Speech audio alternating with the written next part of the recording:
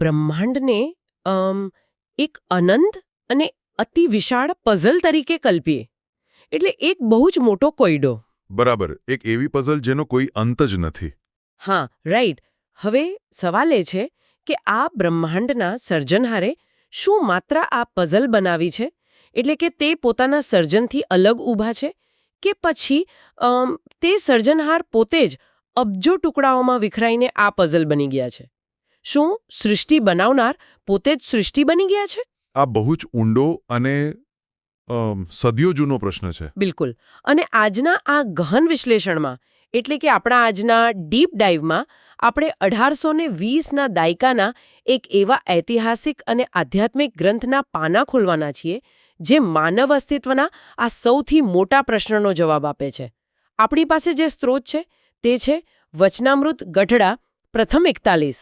હા, અને આ ચર્ચાનો મુખ્ય હેતુ, જો ઉપનિષદનો એક અત્યંત ગૂઢ શ્લોક છે, એકોહમ બહુશ્યામ પ્રજાયેય, એનો સાચો અર્થ સમજવાનો છે. રાઈટ.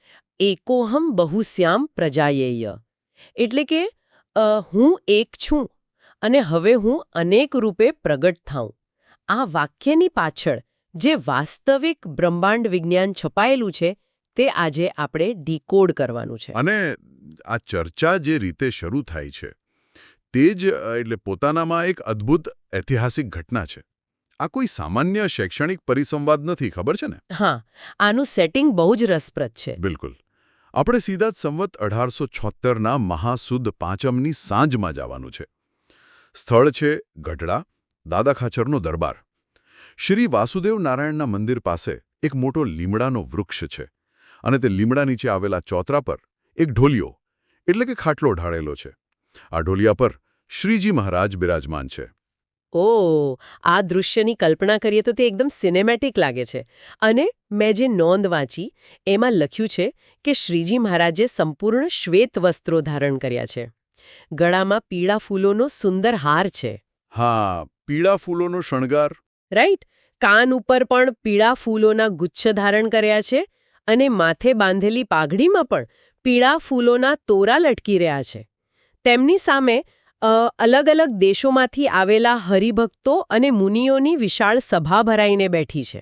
બરાબર, એકદમ શાંત વાતાવરણ. હા, એટલે આવું શાંત અને ફૂલોથી સુશોભિત સુંદર વાતાવરણ હોય ત્યારે આપણે એમ જ વિચારીએ કે કોઈ ભક્તિ ગીત ચાલતું હશે કે કોઈ સામાન્ય કથા થતી હશે.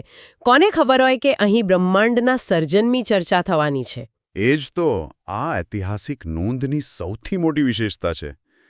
આટલા શાંત વાતાવરણમાં શ્રીજી મહારાજ અચાનક સભાને સંબોધીને કહે છે કે પ્રશ્નો ઉત્તર કરો.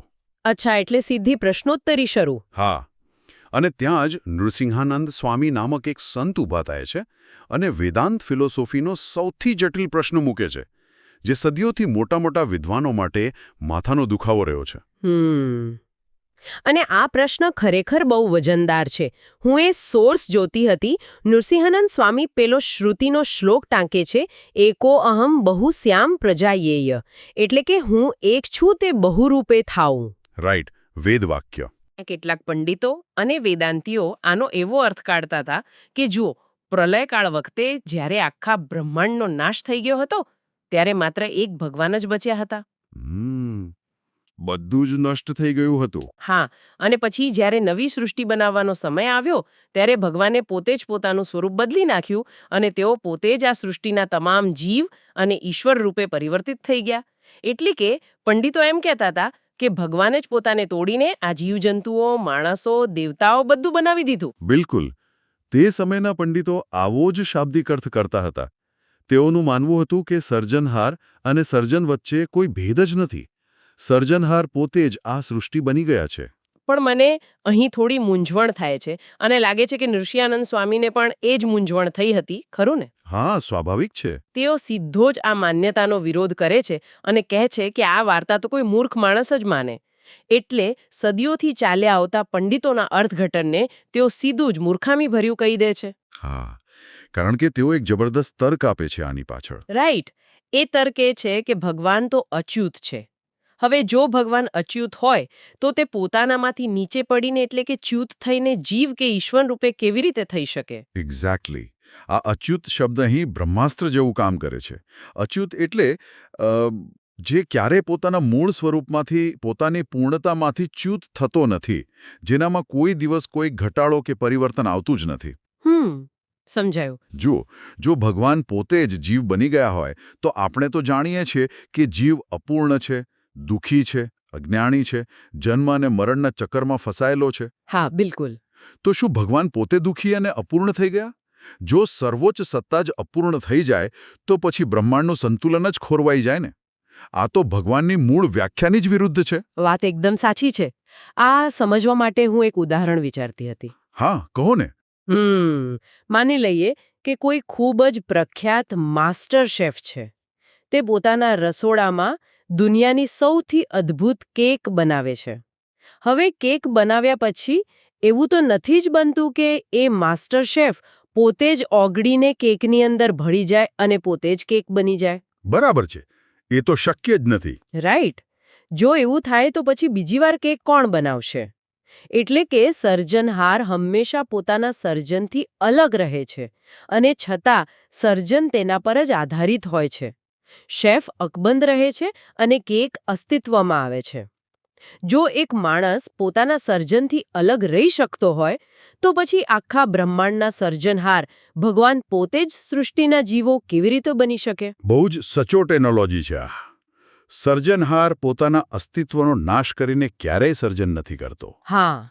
અને આ જ તર્ક સાથે નૃસિંહાનંદ સ્વામી શ્રીજી મહારાજને પૂછે છે કે પંડિતોની આ વાત ગળે ઉતરતી નથી, તો આ વેદવાક્યનો સાચો અર્થ શું છે? આ સાંભળીને બીજો એક જબરદસ્ત પ્રશ્ન ઊભો થાય છે મારા મનમાં. શું? જો ભગવાને પોતે સૃષ્ટિનું સ્વરૂપ નથી લીધું, જો શેફ કેક નથી બન્યો, તો પછી આ બધું અસ્તિત્વમાં કેવી રીતે આવ્યું? હા, અને શ્રીજી મહારાજ આનો જે જવાબ આપે છે ને, તે ખરેખર બ્રહ્માંડ વિજ્ઞાનનો એક મોટો દરવાજો ખોલી નાખે છે. ઓકે. તેઓ કહે છે કે વેદ સ્તુતિમાં આનો સાચો અર્થ પહેલેથી જ આપેલો છે. અને તે અર્થ એ છે કે ભગવાન પોતે બહુરૂપે નથી થતા, પરંતુ ભગવાને પોતે જે વિવિધ પ્રકારની સૃષ્ટિનું સર્જન કર્યું છે તેમાં તેઓ કારણપણે અંતર્યામી રૂપે પ્રવેશ કરે છે. અચ્છા, અંતર્યામી રૂપે પ્રવેશ કરે છે. હા, આ અંતર્યામી રૂપે પ્રવેશ, આ કન્સેપ્ટ આખી ચર્ચાનો આધારસ્તંભ છે. ભગવાન જીવ નથી બની જતા, પણ જીવની અંદર એક નિયંત્રક તરીકે, એક ચાલક બળ તરીકે હાજર રહે છે. એટલે કે અંદરથી કંટ્રોલ કરે છે. બિલકુલ. અને અહીંથી જ શ્રીજી મહારાજ સૃષ્ટિના સર્જનની આખી એક ક્રમિક સાંકળ, એટલે કે એક આખું કોસ્મિક ચેઇન રિએક્શન સમજાવે છે. આ કોઈ જાદુની લાકડી ફેરવીને રાતોરાત થયેલું સર્જન નથી, પણ એક અત્યંત વૈજ્ઞાનિક અને ક્રમિક પ્રક્રિયા છે. આ પ્રક્રિયા સાંભળવી એ જાણે બ્રહ્માંડની ઉત્પત્તિનો કોઈ ધીમો વિડિયો જોતા હોઈએ એવું લાગે છે. તો એ શરૂ કેવી રીતે થાય છે? જુઓ, સૌથી પહેલા પુરુષોત્તમ ભગવાન માત્ર અક્ષર સામે દૃષ્ટિ કરે છે. માત્ર એક દૃષ્ટિ. માત્ર દૃષ્ટિથી? હા, અને એ દૃષ્ટિ પડતાની સાથે જ અક્ષરમાંથી પુરુષ પ્રગટ થાય છે. અહીં દૃષ્ટિ કરવી, જેને શાસ્ત્રોમાં ઈક્ષણ કહેવાય છે, તે માત્ર જોવાની ક્રિયા નથી. તો બીજું શું છે? તે બ્રહ્માંડીય ઈચ્છાશક્તિ અથવા ઊર્જાનું ટ્રાન્સફર છે. ભગવાનની ઈચ્છા માત્રથી અક્ષરમાંથી પ્રવૃત્તિ શરૂ થાય છે. ત્યારબાદ ભગવાન અક્ષરમાં અંતર્યામી રૂપે પ્રવેશ કરે છે અને તેમાંથી પ્રગટ થયેલા પુરુષમાં પણ પ્રવેશ કરે છે. ઓકે, એટલે સ્ટેપ બાય સ્ટેપ આગળ વધે છે. હા, અને ભગવાન જ્યારે પુરુષરૂપ થાય છે ત્યારે તે પ્રકૃતિને પ્રેરે છે, એટલે કે પ્રકૃતિને સક્રિય કરે છે. રાઈટ. અને સમજવા માટે હું મોટી કોર્પોરેટ કંપનીનું ઉદાહરણ વિચારું છું. અચ્છા, સમજાવો. જેમ કોઈ કંપનીના સીઈઓ માત્ર એક મોટો નિર્ણય લે છે અને બોર્ડ ઓફ ડિરેક્ટર્સને સૂચના આપે છે. ડિરેક્ટર્સ એ પ્રોજેક્ટ મેનેજર્સને સોંપે છે, મેનેજર્સ સુપરવાઇઝર્સને, અને છેલ્લે ફેક્ટરીમાં મશીનો ચાલુ થઈ જાય છે. બહુ જ સરસ કમ્પેરિઝન છે. પણ એક સેકન્ડ, અહીં આ કોર્પોરેટ ઉદાહરણની એક મર્યાદા છે. સીઈઓ માત્ર કાગળ પર સહી કરે છે, તે જાતે દરેક મેનેજરની અંદર ઘૂસીને કામ નથી કરતો. જ્યારે અહીં ભગવાન માત્ર આદેશ નથી આપતા, પણ તેઓ દરેક સ્તરમાં, દરેક તબક્કામાં અંતર્યામી રૂપે પ્રવેશીને ઊર્જા પૂરી પાડે છે. બરાબર ને? એકદમ સાચું પકડ્યું તમે. ભગવાનની હાજરી દરેક તબક્કે છે, માત્ર આદેશ આપીને છૂટી નથી જતા. અને હવે આ સાંકળ આગળ વધે છે. ઓકે, પ્રકૃતિ અને પુરુષ પછી શું આવે? પ્રકૃતિ અને પુરુષમાંથી પ્રધાન પુરુષ ઉત્પન્ન થાય છે. પ્રધાન પુરુષમાંથી મહત્તત્વ આવે છે. મહત્તત્વમાંથી 3 પ્રકારનો અહંકાર પેદા થાય છે. ઉભારો આપણે આ શબ્દો પર થોડું રોકાવવું પડશે. કેમ? શું થયું? કારણ કે સીધું જ વાંચી જઈએ તો આ કોઈ જૂના જમાનાની ડિક્શનરી જેવું લાગે. મહત્વ, અહંકાર, બ્રહ્માંડ બનાવવામાં અહંકાર એટલે કે ઈગોની શું જરૂર પડી ગઈ? આખી દુનિયા તો એમ કહે છે કે અહંકાર ખરાબ વસ્તુ છે અને અહીં સર્જનના મૂળમાં જ અહંકાર છે. આને જરા ડીકોડ કરીએ. હા, આ બહુ જ સ્વાભાવિક મૂંઝવણ છે. અહીં વપરાયેલો અહંકાર શબ્દ એ કોઈ માણસનો ઘમંડ કે ઈગો નથી. તો પછી શું છે? બ્રહ્માંડ વિજ્ઞાનમાં અહંકાર એટલે હુંપણું અથવા ઇન્ડિવિજ્યુએશનનો સિદ્ધાંત. ઓ, ઇન્ડિવિજ્યુએશન. હા, જો જ્યારે સંપૂર્ણ બ્રહ્માંડ એક હતું, તેમાંથી અલગ અલગ વસ્તુઓ બનવા માટે દરેક વસ્તુને પોતાની એક અલગ ઓળખની જરૂર પડે. રાઈટ. બાકી બધું ભેગું જ રહે. બિલકુલ.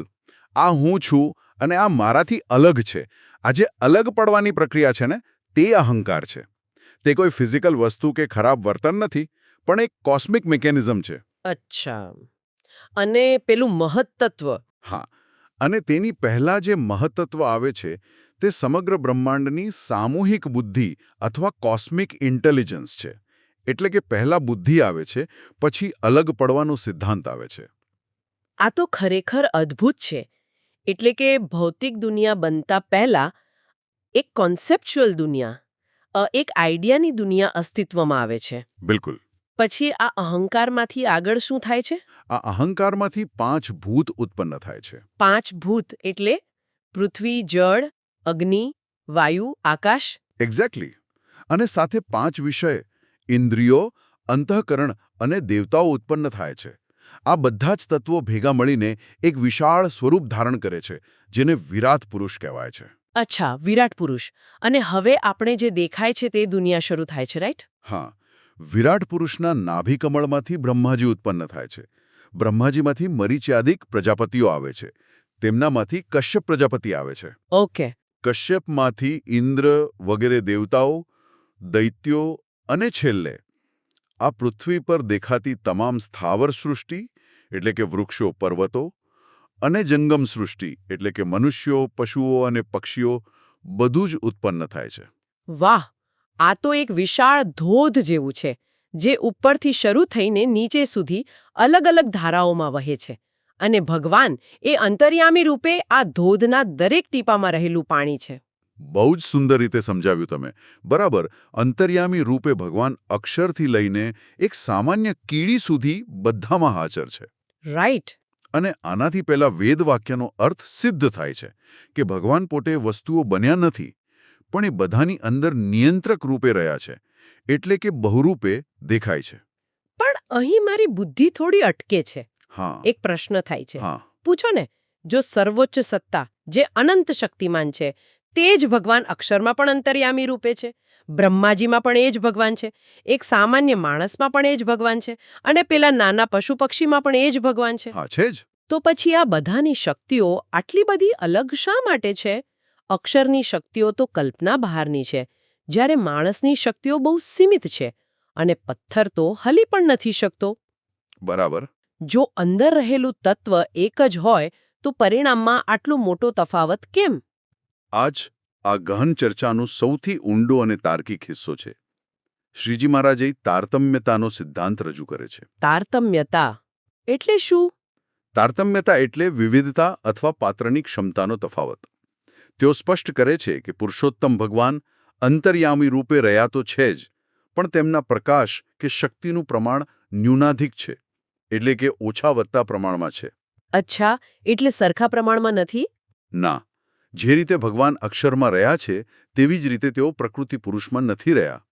જે રીતે વિરાટ પુરુષમાં છે તેવા બ્રહ્મામાં નથી. દરેક સ્તરે, દરેક યોનિમાં ભગવાનની શક્તિનું પ્રકટીકરણ અલગ અલગ છે.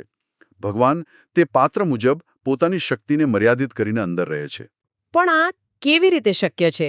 એક સંપૂર્ણ અને અનંત તત્વ પોતાની શક્તિને અલગ અલગ સ્તરે કેવી રીતે બતાવી શકે? આ તો એવું થયું ને કે જો બધાના વાહનમાં એન્જિન એક જ કંપનીનું હોય તો કોઈની ગાડી 200ની સ્પીડે દોડે અને કોઈની માંડ 50. અને સમજવું થોડો મુશ્કેલ લાગે છે. હા, હું સમજુ છું તમારી મૂંઝવણ. પણ આ જ વાતને સરળ બનાવવા માટે શ્રીજી મહારાજ એક એવું અદ્ભુત દૃષ્ટાંત આપે છે જે આજના વિજ્ઞાન સાથે પણ મેળ ખાય છે. ઓહ, કયું દૃષ્ટાંત? તેઓ લાકડા એટલે કે કાષ્ઠ અને અગ્નિનું ઉદાહરણ આપે છે. તેઓ કહે છે કે દરેક લાકડાની અંદર અગ્નિ તો રહેલો જ છે. હા, એ તો છે. પણ જ્યારે એ લાકડું સળગે છે ત્યારે જો બહુ મોટું લાકડું હોય તો તેમાંથી મોટો અગ્નિ પ્રગટ થાય છે. બરાબર. જો લાંબુ લાકડું હોય તો અગ્નિની જ્વાળા પણ લાંબી દેખાય છે. અને જો કોઈ વાંકું ચૂકું લાકડું સળગાવો તો તેમાંથી નીકળતો અગ્નિ પણ વાંકો જ દેખાય છે. શું અગ્નિ પોતે વાંકો છે? ના, અગ્નિ થોડો વાંકો હોય. બરાબર. પણ તે લાકડાના આકાર પ્રમાણે દેખાય છે. શાસ્ત્રના શબ્દોમાં કહીએ તો પાત્રની તારતમ્યતા એ કરીને સામર્થ્યમાં તારતમ્યપણું છે. ઓહો, હું આને ડીકોડ કરું એટલે કે વાસણ અથવા પાત્ર જેટલું અને જેવું હોય તેમાંથી પ્રગટ થતી શક્તિ પણ તેવી જ હોય. બિલકુલ. આને તો ઇલેક્ટ્રિસિટીના ઉદાહરણથી બહુ સરસ રીતે સમજી શકાય. હા, કેવી રીતે? જુઓ, પાવર સ્ટેશનમાંથી જે વીજળી આવે છે તે તો એક જ હોય છે. ધારો કે 220 વોલ્ટ. હવે એ જ વીજળી જ્યારે કોઈ મોટી ફેક્ટરીની વિશાળ ક્રેનમાં જાય છે ત્યારે તે હજારો કિલો વજન ઉંચકી લે છે. રાઈટ. એ જ વીજળી ઘરના મોટા એસીમાં જાય છે ત્યારે આખો રૂમ ઠંડો કરે છે. અને એ જ વીજળી જ્યારે રાત્રે ચાલુ કરેલા નાના બલ્બમાં જાય છે ત્યારે માત્ર થોડોક પ્રકાશ આપે છે. હવે આપણે એવું થોડી કહીએ છીએ કે પેલા નાના બલ્બમાં રહેલી વીજળી નબળી છે અને ક્રેનમાં રહેલી વીજળી બળવાન છે. સાચી વાત છે. એવું ન કહી શકાય. વીજળી તો એક જ છે, પણ જે ઉપકરણમાં તે પ્રવેશે છે તે ઉપકરણની ડિઝાઇન નક્કી કરે છે કે તેમાંથી કેટલું આઉટપુટ મળશે. ગ્રીડ બદલાતી નથી, એપ્લાયન્સ બદલાય છે. બિલકુલ સચોટ. અહીં ઉપકરણ એ આપણો પાત્ર છે. ભગવાન તો એક જ છે, પૂર્ણ છે, પણ તેઓ જે દ્વારે એટલે કે જે વ્યક્તિ, જીવ કે દેવતા દ્વારા જેટલું કાર્ય કરાવવા માંગતા હોય તે પાત્રની ક્ષમતા મુજબ તેટલું જ સામર્થ્ય પ્રદાન કરીને તેમાં અંતર્યામી રૂપે રહે છે. વાહ, આ ઉદાહરણથી બધું એકદમ ક્લિયર થઈ ગયું. હા, અને આ ઉદાહરણ પેલા વેદાંતી પંડિતોની ગેરસમજને મૂળમાંથી ઉખાડી નાખે છે. સાચી વાત છે. કારણ કે જો ભગવાન પોતે જ વાંકું લાકડું બની ગયા હોત તો ભગવાનનું પોતાનું અસ્તિત્વ જ ખતરામાં આવી જાત. પણ ના, અગ્નિ લાકડું નથી બની જતો, તે માત્ર લાકડામાંથી પ્રગટ થાય છે. અને આ જ આપણો અંતિમ નિષ્કર્ષ છે. એકોહમ બહુશ્યામનો અર્થ એ નથી કે ભગવાન પોતાનું અસ્તિત્વ ગુમાવીને જીવ બની ગયા. હા, ભગવાન તો હંમેશા એક જ છે, અચ્યુત છે. તેઓ પોતાના મૂળ દિવ્ય સ્વરૂપને સંપૂર્ણપણે અકબંધ રાખીને સૃષ્ટિના તમામ તત્વોમાં માત્ર અંતર્યામી રૂપે પ્રવેશ કરીને રહ્યા છે. આ આખી ચર્ચા સાંભળ્યા પછી મનમાં એક જબરજસ્ત સ્પષ્ટતા થાય છે. એટલે પેલા પંડિતોના અર્થમાં ભગવાનની મહત્તા કેટલી ઘટી જતી હતી તે અર્થ તો સર્જનહારને જ ખામીવાળા બનાવી દેતો હતો. બિલકુલ. પણ શ્રીજી મહારાજનું આ અર્થઘટન સૃષ્ટિની આટલી મોટી વિવિધતા પાછળના એકમાત્ર ચાલક બળને બહુ સુંદર રીતે સ્થાપિત કરે છે. જુઓ, આ જ્ઞાનની સૌથી મોટી સિદ્ધિ એ છે કે તે બે પરસ્પર વિરોધી લાગતા વિચારોને જોડી દે છે. કયા બે વિચારો? અદ્વૈત એટલે કે એકતા અને વિવિધતા. દુનિયામાં આટલી બધી અલગ અલગ વસ્તુઓ છે તે વિવિધતા છે, પણ એ બધાની અંદર શક્તિ આપનાર અંતર્યામી તત્વ એક જ છે, તે અદ્વૈત છે. કોઈ પણ જાતના વિરોધાભાસ વિના આ બંને વાતો અહીં સિદ્ધ થાય છે. રાઈટ. અને ક્યાં પેલી જટિલ વેદાંતની ફિલોસોફીઓ અને ક્યાં લાકડા અને અગ્નિનું સીધું સાદું ઉદાહરણ. જ્ઞાન જ્યારે આટલું તાર્કિક બને છે ત્યારે તે સીધું હૃદયમાં ઉતરી જાય છે. બિલકુલ સાચી વાત કહી. અને આ બધું એ જ શાંત, ફૂલોથી શણગારેલા વાતાવરણમાં ચર્ચાઈ રહ્યું હતું જેની આપણે શરૂઆતમાં વાત કરી. વચનામૃત ગઢડા પ્રથમ 41ના આ અંશમાં ઐતિહાસિક સૌંદર્ય અને ગહન બ્રહ્માંડ વિજ્ઞાનનો જે સમન્વય જોવા મળે છે તે અદ્ભુત છે. આજના આ ડીપ ડાઇવમાં આપણે જોયું કે કેવી રીતે ભગવાન પોતાના મૂળ સ્વરૂપને જાળવી રાખીને જ આખી સૃષ્ટિનું સંચાલન કરે છે.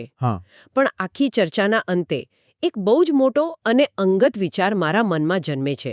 આપણે જોયું કે સૌથી ઊંચા દેવતાઓ હોય કે કોઈ સામાન્ય જીવ, બધામાં એક જ પરમ ચેતના, એક જ પરમાત્મા અંતર્યામી રૂપે રહેલા છે. બરાબર. અને એ પરમાત્માની શક્તિ આપણા દ્વારા કેટલી પ્રગટ થશે તે ફક્ત ને ફક્ત આપણા પાત્ર પર એટલે કે આપણી ક્ષમતા પર આધાર રાખે છે. હા, તારતમ્યતાનો સિદ્ધાંત. રાઈટ?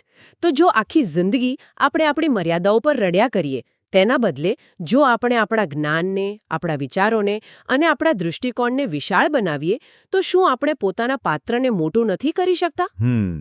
બહુ જ ઊંડો વિચાર છે આ. શું મનુષ્યની મર્યાદાઓ એ શક્તિના અભાવની નિશાની છે કે પછી માત્ર એક નાના અને સંકુચિત પાત્રની? કદાચ પોતાના વિચારો અને દૃષ્ટિકોણની ક્ષમતા વધારવી એ જ એ અંદર રહેલા અનંત સામર્થ્યને પૂરેપૂરો પ્રગટ કરવાનો સાચો રસ્તો છે. સાચી વાત છે. આ એક એવો વિચાર છે જે ખરેખર આપણે સૌએ મનન કરવા યોગ્ય છે. જો ભગવાને આ બ્રહ્માંડનું સર્જન કર્યું છે તો શું તેઓ પોતે જ આ બ્રહ્માંડ બની ગયા છે?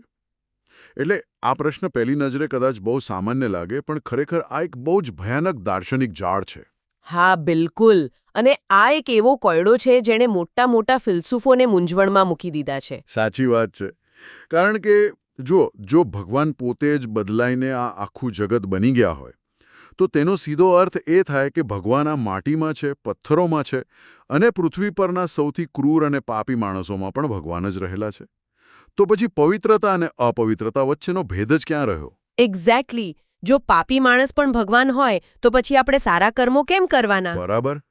તો આજની આપણી આ વિચાર યાત્રામાં, એટલે કે આ ગહન અધ્યયનમાં, આપણે બરાબર આ જ કોયડાને ઉકેલવાનો છે. અને આ માટે આપણે 200 વર્ષ જૂના એક અત્યંત ઐતિહાસિક અને આધ્યાત્મિક દસ્તાવેજના પાના ખોલવા જઈ રહ્યા છીએ. અને એ દસ્તાવેજ એટલે વચનામૃત. ખાસ કરીને ગઢડા પ્રથમ પ્રકરણની 41મી નોંધ. આ ખરેખર માનવ ઇતિહાસના સૌથી જટિલ પ્રશ્નોમાંનો એક છે.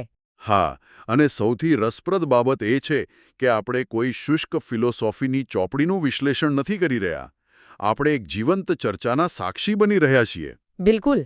એક ઐતિહાસિક સંવાદ જેણે એ સમયના મોટા વિદ્વાનોની ઊંઘ આરામ કરી દીધી હતી. આ માત્ર કોઈ જૂની કથા નથી, પણ આજના સમય માટે એક માસ્ટર ક્લાસ છે. તો ચાલો સૌ પ્રથમ તો આપણે સમયમાં 200 વર્ષ પાછળ જઈએ અને એ ઐતિહાસિક વાતાવરણને આપણી નજર સમક્ષ ઊભું કરીએ. હું તો બસ એ દૃશ્ય જ વિચારતો હતો. હા, વાતાવરણ જ એટલું અદ્ભુત હતું. સમય છે સંવત 1876, મહાસુદ પાંચમ, એટલે કે વસંત પંચમીનો પવિત્ર દિવસ. ગુજરાતના ગઢપુરમાં દાદા ખાચરના દરબારમાં એક લીમડાના વૃક્ષ નીચે ભગવાન શ્રી સ્વામિનારાયણ બિરાજમાન છે. અને દૃશ્ય એકદમ સિનેમેટિક છે. તેમણે શ્વેત વસ્ત્રો ધારણ કર્યા છે, પણ તેના પર પીળા પુષ્પોનો શણગાર છે. અરે વાહ! ગળામાં પીળા પુષ્પોના હાર છે, કાન પર ગુચ્છ છે અને પાઘમાં પીળા પુષ્પોના તોરા લટકી રહ્યા છે. જાણે સાક્ષાત વસંત ઋતુ ત્યાં મૂર્તિમાન થઈને બેઠી હોય. એકદમ શાંત અને દિવ્ય વાતાવરણ. અને બરાબર આવા જ વાતાવરણમાં એક એવો પ્રશ્ન પૂછાય છે જે ત્યાં બેઠેલા તમામ લોકોના મગજમાં એક જબરો ઝબકારો કરી દે છે. નૃસિંહાનંદ સ્વામી ઊભા થાય છે, ખરું ને? હા, નૃસિંહાનંદ સ્વામી નામના એક અત્યંત તેજસ્વી સંત ત્યાં ઊભા થાય છે અને આ પ્રશ્ન પૂછે છે. આ માત્ર એ સમયના કોઈ પંડિતો પૂરતો મર્યાદિત પ્રશ્ન નહોતો. એટલે કે આજના સમયમાં પણ એટલો જ લાગુ પડે છે. સાચી વાત છે. આજે જ્યારે આપણી આસપાસ માહિતીનો અતિરેક છે, ત્યારે જે કોઈ પણ વ્યક્તિ સત્ય અને ભ્રમ વચ્ચેનો ભેદ સમજવા માંગે છે તેના માટે આ ચર્ચા બહુ જ મહત્વની છે. તો આપણે સીધા એ વિવાદના મૂળમાં જ જઈએ. આખી મૂંઝવણ શરૂ ક્યાંથી થાય છે? નૃસિંહાનંદ સ્વામી આવો પ્રશ્ન પૂછવા કેમ પ્રેરાયા?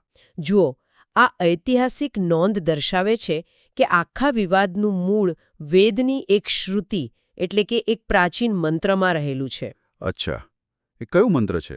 એ મંત્ર છે એકો અહમ બહુ શ્યામ પ્રજાયે. જો આનો સીધો અને સાદો શાબ્દિક અર્થ કાઢીએ તો એવું થાય કે હું એક છું અને હવે હું બહુ રૂપે થાઉં, એટલે કે અનેક રૂપે પ્રગટ થાઉં. ઓહ, આ એક જ લીટીએ આખી દુનિયાના ફિલસૂફોમાં મોટો ભ્રમ ઊભો કરી દીધો હશે. હા, અને આ દર્શાવે છે કે પ્રાચીન ગ્રંથોનો માત્ર શાબ્દિક અર્થ કાઢવો કેટલો જોખમી સાબિત થઈ શકે છે. હું કહેતી હતી ને કે કેટલાક વિદ્વાનોએ આનો અર્થ બહુ જ ભૌતિક રીતે લીધો. એટલે એમણે એવું માન્યું કે ભગવાન પોતે જ ટુકડાઓથી વહેંચાઈ ગયા. બિલકુલ. તેઓએ એવો તર્ક લગાવ્યો કે પ્રલયકાળ વખતે જ્યારે આ બ્રહ્માંડમાં બીજું કંઈ જ નહોતું, માત્ર એક પરમાત્મા જ હતા, ત્યારે તેમણે વિચાર કર્યો અને તેઓ પોતે જ તૂટીને વિખેરાઈને આખું જગત બની ગયા. અને આ વાતને લોકોના ગળે ઉતારવા માટે એ પંડિતોએ એક બહુ જ પ્રચલિત ઉદાહરણ આપ્યું, પેલો દૂધ અને દહીંનો ન્યાય. હા, એ બહુ પ્રખ્યાત દલીલ છે. તેઓ એવી દલીલ કરે છે કે જેમ આપણે દૂધને જમાવીએ એટલે તે સંપૂર્ણપણે દહીં બની જાય છે, બરાબર? એવી જ રીતે ભગવાન જ જીવ, ઈશ્વર અને આ આખા અનંત બ્રહ્માંડનું રૂપ ધારણ કરીને બેસી ગયા. પણ એક મિનિટ, જો આપણે સામાન્ય બુદ્ધિથી પણ વિચારીએ તો આ દલીલમાં બહુ મોટો વિરોધાભાસ દેખાય છે. બિલકુલ દેખાય છે. નૃસિંહાનંદ સ્વામી પણ બરાબર અહીંયા જ અટકે છે. ખામી એ છે કે જો દૂધ દહીં બની જાય તો દૂધનું મૂળ અસ્તિત્વ તો હંમેશા માટે ખતમ જ થઈ ગયું ને? સાચી વાત છે. તમે દહીંમાંથી પાછું દૂધ ક્યારેય મેળવી શકતા નથી. હા, એનું સ્વરૂપ કાયમ માટે બદલાઈ ગયું. જો આ જ તર્ક આપણે પરમાત્મા પર લગાવીએ તો તેનો ભયાનક અર્થ એ થાય કે ભગવાન પોતે જ ભૌતિક દુનિયા બની ગયા. એટલે કે કોઈ કૂતરું, કોઈ બિલાડું કે નિર્જીવ પથ્થર પણ ભગવાન બની જાય? અરે એટલું જ નહીં, કોઈ અત્યંત પાપી જીવ, આ બધું જ ભગવાન છે. જો ભગવાન જ દૂધમાંથી દહીંની જેમ બદલાઈ ગયા હોય તો પછી વેદોમાં ભગવાનને અચ્યુત શા માટે કહ્યા છે? હા, અચ્યુત એટલે જે ક્યારે પોતાના મૂળ સ્વરૂપમાંથી નીચે પડતા નથી, જે હંમેશા નિર્વિકાર અને શુદ્ધ રહે છે. બરાબર. જો ભગવાનનું સ્વરૂપ જ બદલાઈ જતું હોય તો આપણા બધા જ દાર્શનિક સિદ્ધાંતો જ પાયામાંથી તૂટી પડે. આ જ ગૂંચવણ નૃસિંહાનંદ સ્વામીને સતાવી રહી હતી. તેમને બહુ જ નમ્રતાથી શ્રીજી મહારાજ સમક્ષ આ પ્રશ્ન મૂક્યો. એમણે શું કીધું? એમણે કહ્યું કે અમને આ પંડિતોની વાત ગળે ઉતરતી નથી. જો ભગવાન દહીં બની ગયા હોય તો તેઓ અચ્યુત કેવી રીતે કહેવાય? માટે આ વેદવાક્યોનો સાચો અર્થ તમે સમજાવો. તો હવે મૂળ પ્રશ્ન એ આવે છે કે જો ભગવાન પોતે દૂધમાંથી દહીંની જેમ આખું જગત નથી બની ગયા તો પછી આ ભૌતિક જગત આવ્યું ક્યાંથી? આ બહુ સ્વાભાવિક પ્રશ્ન છે. જો ભગવાને સર્જન કર્યું છે પણ તેઓ પોતે જગત નથી બન્યા તો શું તેઓ કોઈ સુથારની જેમ છે? મતલબ કે જેમ સુથાર લાકડામાંથી ટેબલ બનાવીને પછી ઘરે જતો રહે છે, શું ભગવાને પણ બ્રહ્માંડ બનાવીને તેને તેના હાલ પર છોડી દીધું છે? ના, જરાય નહીં. અને અહીંથી જ શ્રીજી મહારાજ એક અત્યંત ઊંડી અને ક્રાંતિકારી સમજૂતી આપે છે. અચ્છા. તેઓ શ્રીમદ ભાગવતની વેદ સ્તુતિનો સંદર્ભ આપીને બહુ જ સ્પષ્ટતાથી કહે છે કે ભગવાન પોતે જીવ કે ઈશ્વર બની જતા નથી. ભગવાને જે સૃષ્ટિ ઉત્પન્ન કરી છે તેમાં તેઓ અંતર્યામી રૂપે પ્રવેશ કરે છે. અંતર્યામી રૂપે? હા. એટલે સુથાર ટેબલ બનાવીને જતો રહે છે પણ ભગવાન આ બ્રહ્માંડ બનાવીને તેની અંદર જ તેના એક એક કણમાં અંતર્યામી રૂપે વસી જાય છે. હા, બિલકુલ એવું જ. અંતર્યામી એટલે કે અંદર રહીને સંચાલન કરનાર અને પ્રેરણા આપનાર બળ. પણ આ સર્જનની પ્રક્રિયા ખરેખર કેવી રીતે થઈ? જુઓ, આ ચર્ચામાં સૃષ્ટિની ઉત્પત્તિનો એક બહુ જ રસપ્રદ અને લાંબો ક્રમ સમજાવવામાં આવ્યો છે. એક આખી સાંકળ છે. હા, મેં એ સાંકળ વિશે વાંચ્યું છે. તમે એને થોડું સરળ ભાષામાં સમજાવશો? ચોક્કસ. આ સૃષ્ટિના સર્જનની એક વૈશ્વિક સાંકળ છે. શ્રીજી મહારાજ સમજાવે છે કે સૌથી પહેલા સર્વોપરી પુરુષોત્તમ નારાયણ એટલે કે મૂળ પરમાત્મા અક્ષર બ્રહ્મ સામે દૃષ્ટિ કરે છે. બરાબર. એ દ્રષ્ટિના ફળ સ્વરૂપે તેમાંથી અસંખ્ય પુરુષ પ્રગટ થાય છે. પછી ભગવાન પોતે એ અક્ષર અને પુરુષમાં અંતર્યામી રૂપે પ્રવેશીને તેમના દ્વારા પ્રકૃતિને પ્રેરે છે. ત્યાંથી અનંત પ્રધાન પુરુષોની જોડીઓ ઉત્પન્ન થાય છે. ઓકે. એટલે એકમાંથી અનેક થવાની શરૂઆત અહીંથી થઈ. હા. હવે આ દરેક પ્રધાન પુરુષમાંથી મહત્તત્વ નામનું એક સૂક્ષ્મ તત્વ ઊભું થાય છે અને એ મહત્તત્વમાંથી અહંકાર પ્રગટ થાય છે. એક મિનિટ, મને અહીં રોકવા દો. અહંકાર એટલે કે ઈગો? આ વાત આધુનિક મગજને થોડી અટપટી લાગે છે. એવું કેમ? અહંકાર તો એક મનોવૈજ્ઞાનિક ભાવના છે ને, એક એબ્સ્ટ્રેક્ટ કન્સેપ્ટ છે. એવા કોઈ માત્ર વિચાર કે ભાવનામાંથી પૃથ્વી અને પાણી જેવા ભૌતિક તત્વો કેવી રીતે બની શકે? આની પાછળનું મિકેનિઝમ શું છે? આ બહુ જ સચોટ પ્રશ્ન છે અને આને સમજવા માટે આપણે સાંખ્યા ફિલોસોફીને થોડી ડીકોડ કરવી પડે. હા, સમજાવો ને. અહીં અહંકારનો અર્થ માત્ર કોઈ માણસનો ઘમંડ એવો થતો નથી. બ્રહ્માંડના સર્જનમાં અહંકાર એટલે હું અને મારું એવી અલગપણાની ભાવના. આપણે જેને અંગ્રેજીમાં પ્રિન્સિપલ ઓફ ઇન્ડિવિજ્યુએશન કહીએ છીએ. અચ્છા. એટલે હું બીજા બધાથી અલગ છું એવો વિચાર. બિલકુલ. જ્યાં સુધી ચેતના એક રૂપ હતી ત્યાં સુધી કોઈ ભૌતિક જગતની જરૂર નહોતી. પણ જ્યારે એ ચેતનામાં હું અલગ છું એવી ભાવના જન્મે છે ત્યારે એ અલગપણાનો અનુભવ કરવા માટે, દુનિયા સાથે સંપર્ક કરવા માટે તેને સાધનોની જરૂર પડે છે. ઓહ, હવે મને સમજાયું. એટલે કે જો હું છું તો પછી બીજું કોઈ પણ હોવું જોઈએ જેને હું જોઈ શકું, સાંભળી શકું. બરાબર પકડ્યું તમે. એ અલગપણાનો અનુભવ કરવા માટે જે સાધનો ઊભા થાય છે તે છે આપણી 5 જ્ઞાનેન્દ્રિયો અને 5 કર્મેન્દ્રિયો. અને આ ઇન્દ્રિયો જેની સાથે રમી શકે તેવું એક ભૌતિક મેદાન પણ જોઈએ. હા, અને એ મેદાન એટલે પંચમહાભૂત: પૃથ્વી, જળ, તેજ, વાયુ અને આકાશ. આમ એ સૂક્ષ્મ અહંકારમાંથી જ પંચભૂત, ઇન્દ્રિયો, અંતઃકરણ વગેરે 24 તત્વો ભૌતિક રૂપ ધારણ કરે છે. આ તો એકદમ લોજિકલ છે. હા, આ એક અત્યંત સાયન્ટિફિક પ્રોગ્રેશન છે, ચેતનામાંથી ભૌતિક પદાર્થ તરફની સફર. આ ખરેખર મગજને હચમચાવી મૂકે તેરી સમજૂતી છે.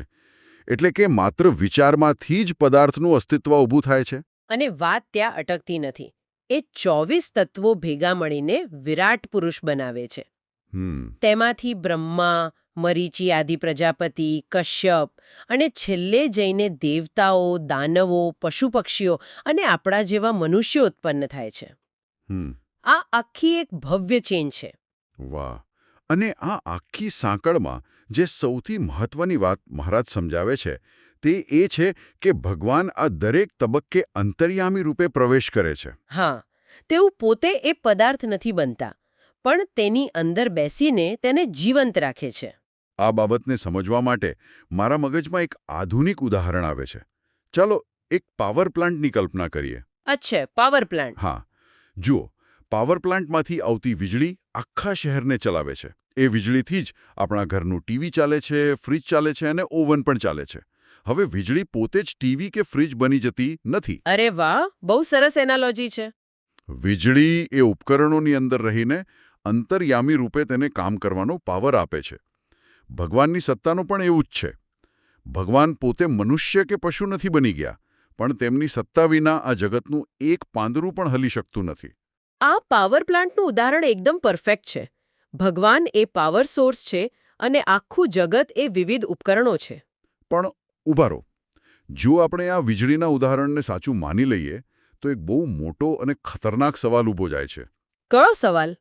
જો મારી અંદર પણ ભગવાન જ અંતર્યામી રૂપે બેસીને બધું ચલાવી રહ્યા છે, તો પછી મારી ફ્રી વિલ એટલે કે મારી સ્વતંત્ર ઈચ્છા ક્યાં ગઈ? આ બહુ કોમન ડાઉટ છે. હા, કારણ કે જો હું કોઈ સારું કામ કરું તો એ પણ ભગવાન કરાવે છે, અને જો હું કોઈ ગુનો કરું, કોઈ ખરાબ કામ કરું તો એ પણ અંદર બેઠેલા ભગવાન જ કરાવી રહ્યા છે. તો પછી હું તો માત્ર એક રોબોટ થઈ ગયો ને? પાપ પુણ્યનો સિદ્ધાંત તો ત્યાં જ ખતમ થઈ જાય. જુઓ, આ બહુ જ બ્રિલિયન્ટ કાઉન્ટર આર્ગ્યુમેન્ટ છે અને મોટાભાગના લોકો અહીં જ ઠાપ ખાઈ જાય છે. પણ આનો જવાબ બહુ સ્પષ્ટ છે. શું જવાબ છે? આપણે પાવર અને ચોઇસ એટલે કે શક્તિ અને પસંદગી વચ્ચેનો ભેદ સમજવો પડશે. અચ્છા. વીજળી ટીવીને ચાલુ રાખવાનો પાવર ચોક્કસ આપે છે, પણ કઈ ચેનલ જોવી એ નિર્ણય વીજળી નથી કરતી.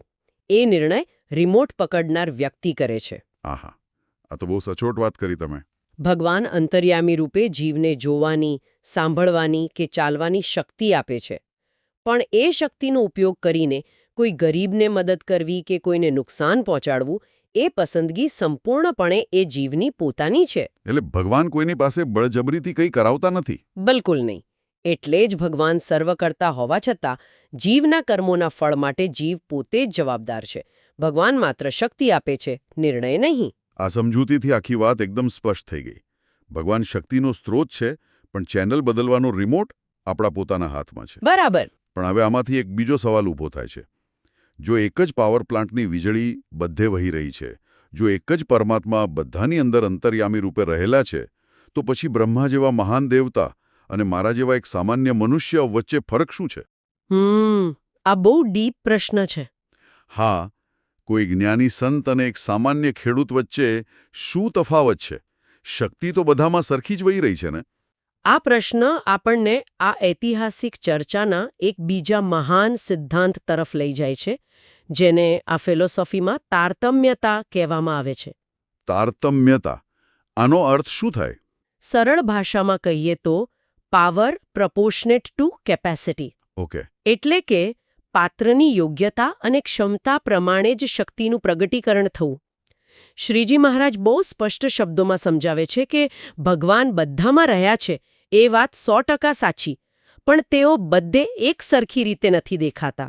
એટલે એમની શક્તિનું પ્રમાણ અલગ અલગ હોય છે. હા, તેઓ દરેક પાત્રની યોગ્યતા પ્રમાણે પોતાની શક્તિ ઓછી કે વધતી માત્રામાં પ્રગટ કરે છે. એટલે કે એક હાયરાર્કી છે, ક્રમિક શક્તિ છે. આ નોંધમાં બહુ સ્પષ્ટ લખ્યું છે કે જેવા અત્યંત મોટા સામર્થ્યથી ભગવાન અક્ષર બ્રહ્મમાં રહ્યા છે તેવા પ્રકૃતિ પુરુષમાં નથી. હા, અને જેવા પ્રકૃતિ પુરુષમાં છે તેવા પેલા 24 તત્વો કે બ્રહ્મામાં નથી. બરાબર. બ્રહ્મા જેવા દેવતાઓમાં છે તેવા સામાન્ય મનુષ્યોમાં નથી, અને મનુષ્યમાં જેવી શક્તિ છે તેવી પશુ પક્ષીઓમાં નથી. સાચી વાત છે. અને આ તારતમ્યતાના અઘરા સિદ્ધાંતને સામાન્ય માણસના ગળે ઉતારવા માટે શ્રીજી મહારાજ અહીં એક એવું સુંદર દૃષ્ટાંત આપે છે જે આખી ચર્ચાનો માસ્ટર સ્ટ્રોક છે. કયું દૃષ્ટાંત? તેઓ અગ્નિ અને લાકડાની વાત કરે છે. તેઓ સમજાવે છે કે લાકડાની અંદર અગ્નિ છુપાયેલો જ છે, પણ જો કોઈ બહુ મોટું લાકડું સળગતું હોય તો તેમાં અગ્નિ પણ બહુ મોટો દેખાય. લાંબુ લાકડું હોય તો અગ્નિની જ્વાળા લાંબી દેખાય, અને વાંકું લાકડું સળગતું હોય તો અગ્નિ વાંકો દેખાય. આ દૃષ્ટાંતને જો આપણે પકડીએ અને ઊંડાણથી વિચારીએ તો એક બહુ મોટો આહા મોમેન્ટ મળે છે. એ કેવી રીતે? જ્યારે લાકડું બળતું હોય ત્યારે આપણને એવું જ લાગે કે અગ્નિએ લાકડાનો આકાર લઈ લીધો છે. વાંકું લાકડું એટલે વાંકું અગ્નિ. પણ હકીકતમાં અગ્નિ પોતે ક્યારેય લાકડું બની જતો નથી. બિલકુલ નહીં. લાકડું રાખ થઈ જશે, પણ અગ્નિની પોતાની એક સ્વતંત્ર સત્તા છે જે અકબંધ રહે છે. અને સૌથી મહત્વની વાત, જો લાકડાનું કદ જેટલું હોય બસ તેટલો જ અગ્નિ પ્રગટ થાય. એક નાનકડી દીવાસળીની સળી સળગાવીએ તો તેનો અગ્નિ આખું જંગલ ન બાળી શકે. હા, સાચી વાત. અને જંગલના કોઈ મહાકાય ઝાડમાં લાગેલો અગ્નિ આપણા રસોડામાં રોટલી શેકવા કામ ના આવે. આ બહુ જ પાવરફુલ સિન્થેસિસ છે. આનો સીધો અર્થ એ થયો કે ભગવાન ક્યારેય જીવનું સ્વરૂપ નથી લેતા, પણ જીવની ક્ષમતા મુજબ, તેના આકાર અને તેની પાત્રતા મુજબ તેને કાર્ય કરવાની સત્તા આપે છે. એટલે કે બદલાતો ચલ અગ્નિ નથી, પણ લાકડું છે. ભગવાનની શક્તિમાં કોઈ વધઘટ નથી થતી, આપણી ક્ષમતામાં વધઘટ થાય છે. એક્ઝેક્ટલી. હવે આ બધી તો થઈ 200 વર્ષ જૂની દાર્શનિક અને આધ્યાત્મિક ચર્ચાઓ. પણ આપણને સવાલ થાય કે આ બધું જાણ્યા પછી આપણે શું કરવાનું? Practical application. હા, આધુનિક જીવનમાં, રોજબરોજની ઓફિસની ભાગદોડમાં, ટ્રાફિકમાં કે ઘરના પ્રશ્નો વચ્ચે આ જ્ઞાનનો શું ઉપયોગ છે? જો, આ માત્ર કોઈ પુસ્તકીય જ્ઞાન નથી. આ એક જીવવાની રીત છે. આ ચર્ચાના મૂળમાં ઉતરીએ તો આપણને આપણા પોતાના જીવન માટે બહુ મોટા 3 પાઠ મળે છે. કયા? 3 પાઠ. સૌથી પહેલી વાત તો એ છે કે ભગવાન નિર્વિકાર છે. એ ક્યારેય માયાથી લેપાતા નથી. અને બીજો પાઠ એ છે કે આ સમજણ આપણા અહંકારનો સંપૂર્ણ નાશ કરી દે છે. કેવી રીતે? અહંકારનો નાશ કેવી રીતે થાય? જ્યારે આપણને સમજાઈ જાય કે હું તો માત્ર એક લાકડું છું, મારી અંદર જે બુદ્ધિ છે, જે આવડત છે, જે પ્રકાશ છે, એ મારો પોતાનો નથી. અચ્છા. એ તો અંદર રહેલા અગ્નિનો, એટલે કે પરમાત્માનો છે. ત્યારે તમે તમારી સફળતાનો શ્રેય જાતે લેવાનું બંધ કરી દો છો. એક લાઇટ બલ્બ ક્યારેય એવો ઘમંડ ન કરી શકે કે જુઓ હું કેટલું સરસ અજવાળું આપું છું. હા, કારણ કે અજવાળું તો પાછળથી આવતી વીજળીનું છે. બરાબર. બલ્બનું કામ માત્ર કાચને સાફ રાખવાનું છે. જ્યારે આ વાત મગજમાં ઉતરે ત્યારે માણસ પોતાની જાતે જ નમ્ર બની જાય છે. ત્યાં માત્ર દાસભાવ જ બચે છે. આ ખરેખર બહુ જ ગહન વાત છે. આપણે આખી જિંદગી આ મેં કર્યું, પેલું મેં કર્યું ના ભાર નીચે દબાયેલા રહીએ છીએ. પણ જો સર્વ કરતા ભગવાન જ હોય, પાવર સોર્સ એક જ હોય, તો આપણે માત્ર આપણો વાસણ સાફ રાખવાની જવાબદારી લેવાની છે. સાચી વાત છે. અને બીજો એક મોટો ફાયદો એ છે કે આ જ્ઞાન આપણને સ્થિરતા આપે છે. હા, કારણ કે દુનિયા ભલે ગમે તેટલી બદલાય, દૂધમાંથી દહીં બની જાય કે રાખ બની જાય, પણ આપણને ખબર છે કે આ બધાની પાછળ રહેલી જે પરમ સત્તા છે તે અચ્યુત છે. તે ક્યારેય તૂટતી નથી. બિલકુલ. અને આ જ વાત આપણને સૌથી પ્રેક્ટિકલ લેસન તરફ લઈ જાય છે, જેને આપણે કેપેસિટી બિલ્ડિંગ કહીએ છીએ. કેપેસિટી બિલ્ડિંગ એટલે આપણે આપણી ક્ષમતા વધારવાની વાત છે ને? હા. આપણે આખી જિંદગી ભગવાન પાસે વધારે શક્તિ, વધારે સફળતા કે વધારે શાંતિ માંગતા રહીએ છીએ. આપણે જાણે વધારે મોટો અગ્નિ માંગી રહ્યા છે. હા, પણ પ્રોબ્લેમ એ છે કે આપણું લાકડું જ સાવ નાનું છે. એક્ઝેક્ટલી. આપણે બહાર શક્તિ શોધવા જવાની જરૂર જ નથી. આપણે માત્ર આપણું લાકડું એટલે કે આપણી ક્ષમતા, આપણો ભક્તિભાવ અને આપણું વ્યક્તિત્વ મોટું કરવાનું છે. એટલે જો આપણું પાત્ર નિર્મળ હશે તો ભગવાનની કૃપાનો અગ્નિ તો આપમેળે જ આપણામાં વધુ શક્તિથી પ્રગટ થશે. તો આજની આ વિચારયાત્રા ખરેખર અદ્ભુત રહી. હા, બહુ જ ઊંડી અને મજાની ચર્ચા રહી.